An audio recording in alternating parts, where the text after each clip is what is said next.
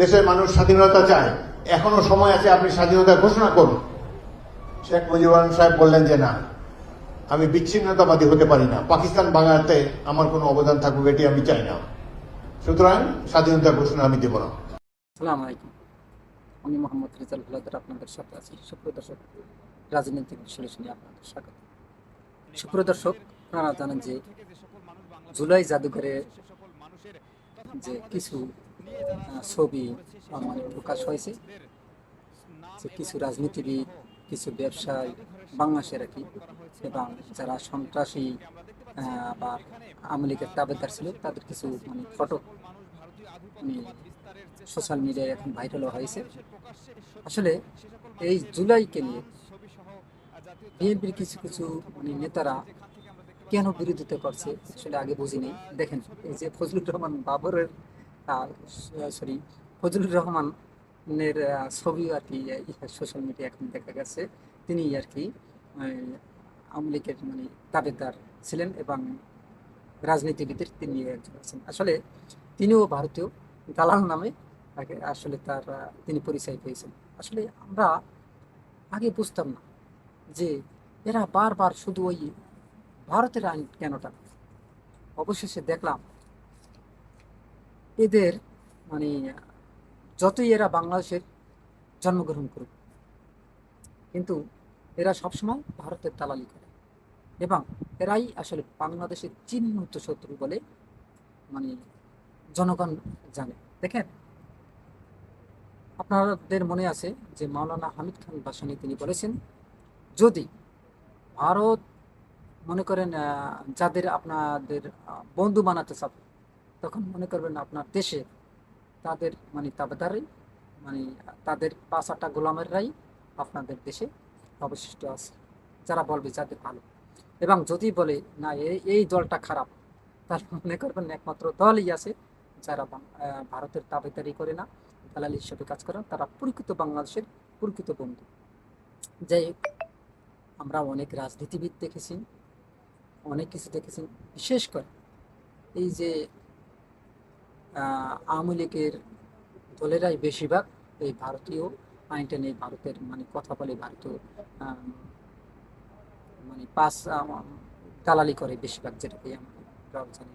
আপনারা জানেন কিছুদিন আগে এই যে আপনার ওই যে ইন্দিরা গান্ধীর নাতনি একটা কথা বলেছেন যে আমরা শুধু বাংলাদেশকে পাকিস্তানকে ভেঙে ফেলার জন্য বাংলাদেশকে আলাদা করার সহযোগিতা করেছি, তার লাস্টে কিন্তু যুদ্ধ করেছে বাংলাদেশের। তখন এই যে দালালগুলো আছে, महान देशभक्त शहीद इंदिरा गांधी जी, जिन्होंने सफल कूटनीति के बल पर अमेरिका के राष्ट्रपति निक्सन का मुकाबला करके पाकिस्तान का विभाजन करवाया, बांग्लादेश बनाया, 1 लाख पाकिस्तानी सैनिकों को आत्मसमर्पण करने पर मजबूर किया। পাগল ছাগল যারা আছে তারা তো সারপ্রাইজ। অর্থাৎ পাকিস্তানকে ভেঙে ফেলার এই পরিকল্পিত পরিকল্পনা ছিল ভারতের, ইন্দিরা গান্ধীর। যাই হোক, দেখেন ভারত কখন আসছে বাংলাদেশের কাছে জানেন? ভারত আছে যখন দেখবে বাংলাদেশ মানে জিতে 100% জিততে চাচ্ছে, মানে জিতে গেছে। 16 দিন আগে তারা বাংলাদেশের সাথে এসে ই করেছে, কিন্তু যুদ্ধ হয়েছে কয় মাস? দীর্ঘ প্রায় 9 মাস ধরে যুদ্ধ হয়েছে। তাহলে এই এতদিন করছে কেন? এই আপনার 16 দিনে আগে এই বাংলাদেশ স্বাধীনতা অর্জন করে ফেলেছে। বুঝতে পেরেছেন কাহিনীটা? মূল তাদের টার্গেট ছিল মানে পাকিস্তানকে ভেঙে টুকরো করে দেওয়া, তাহলে পাকিস্তানের শক্তিটা কমে যাবে, বাংলাদেশ আলাদা হয়ে গেল। সেটাই তারা করেছে এবং ইন্ডিগনটি সেই কথাটাই বলছে। কিন্তু যুদ্ধ করেছে বাংলাদেশের যে যোদ্ধারা, তারা যুদ্ধ করেছে, কিন্তু এটা নিয়ে মানে আমাদের আওয়ামী লীগ যারা ছিল পতিত সরকারের দল, তারা এত বাড়াবাড়ি করত এই যুদ্ধ নিয়ে, মানে এই 1971 সালের যুদ্ধ নিয়ে, যা বলার মতো কথা ছিল না। এই দেখেন আর একটা কথা, ওই যে মুক্তিযোদ্ধা হাফিজ রহমানের কথাটা শোনেন, দেখেন বঙ্গবন্ধু কি করেছে।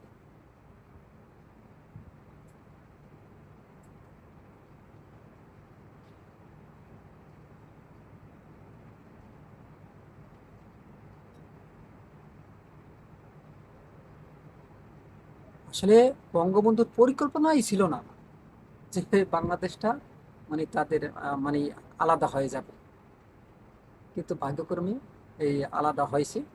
বাংলাদেশের যে মুক্তিযুদ্ধ তারা মনে করছে যে না, আমরা পাকিস্তানের সাথে থাকলে আমরা অনেক বৈষম্যের শিকার হই।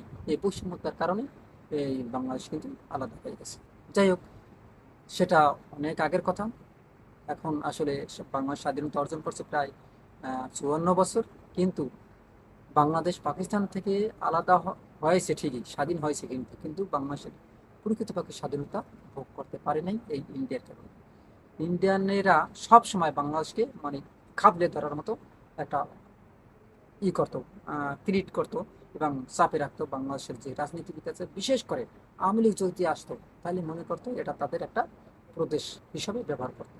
বিশেষ করে শেখ হাসিনাকে আপনারা জানেন যে শেখ হাসিনার বক্তব্যে তিনি বলেছেন যে আমরা ভারতকে যা দিয়েছি তা তার জীবনে বলতে পারে না। আসলে তো বলতে পারেনি।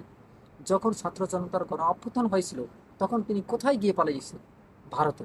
কেন? তাকে অনেক সুবিধা দিতে গিয়ে কিন্তু এই তার পলানো লাগছে, ঠিক না? যাই হোক, আমরা আসলে এটা নিয়ে অনেক বিস্তারিত কথা বলতে পারি, কিন্তু দেখেন, এই বাংলাদেশ যে স্বাধীনতা অর্জন করেছে এই 1971 সালে, কিন্তু তার চেয়ে এই যে জুলাই যোদ্ধারা আসলে ভারত থেকে স্বাধীনতা অর্জন করেছে 2024 সালে, আপনারা জানেন। অর্থাৎ ভারতের কন্ট্রোলে ছিল বাংলাদেশ। যখন আওয়ামী লীগ এ দেশ থেকে পালিয়ে যায় ছাত্র জনতার কোনো অভ্যুত্থানে, তখন কিন্তু আর একটা স্বাধীনতার স্বাদ পাওয়া গেছে। কেন জানেন? সামান্য একটা স্ট্যাটাসও ভারতের বিরুদ্ধে দিতে পারেনি। যদি কেউ ভারতের বিরুদ্ধে একটা স্ট্যাটাস দিত, তাকেও মেরে ফেলা হতো। এমনকি তাকে গুম করা হতো, খুন করা হতো, আয়নাঘরে রাখা হতো, নির্যাতন করতো। এটার বলতে পারেন কাকে করেছে দেখেন তো, দেখবেন, উদাহরণ নেবেন। এই যে আব্রাহামের কথা মনে আছে? আব্রাহামের কথা, সে সামান্য একটা ওই যে ফারাক্কা বাদ নিয়ে একটা স্ট্যাটাস দিয়েছে ভারতের বিরুদ্ধে, তাকে কিন্তু নির্যাতন করে সারা রাত, তাকে নির্যাতন করে একজন ব্রিলিয়ান্ট স্টুডেন্টকে মেরে ফেলা হয়েছে। আমরা কিন্তু অনেক দেখেছি।